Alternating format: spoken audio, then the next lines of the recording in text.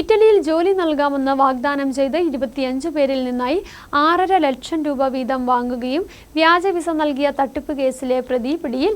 കട്ടപ്പന കേന്ദ്രീകരിച്ച് നടത്തിയ തട്ടിപ്പിൽ തങ്കമണി സ്വദേശി കാരിക്കക്കുന്നേൽ റോബിൻ ജോസിനെയാണ് പാലാ പോലീസ് അറസ്റ്റ് ചെയ്തത്.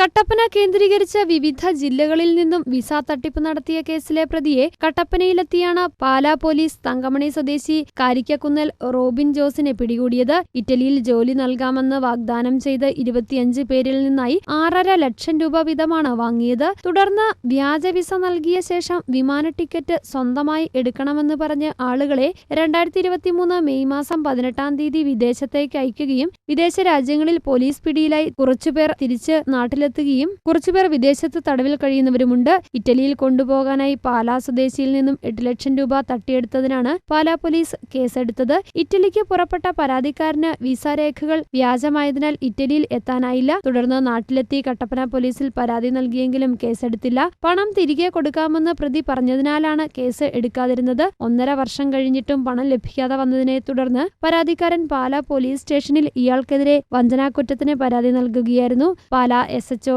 ജോബിൻ ആന്റണിയുടെ നേതൃത്വത്തിലാണ് പ്രതിയെ അറസ്റ്റ് ചെയ്തത്. പ്രതിയെ ഏറ്റുമാനൂർ കോടതിയിൽ ഹാജരാക്കി കോട്ടയം സബ് ജയിലിൽ റിമാൻഡ് ചെയ്തു. News bureau, Kattappana.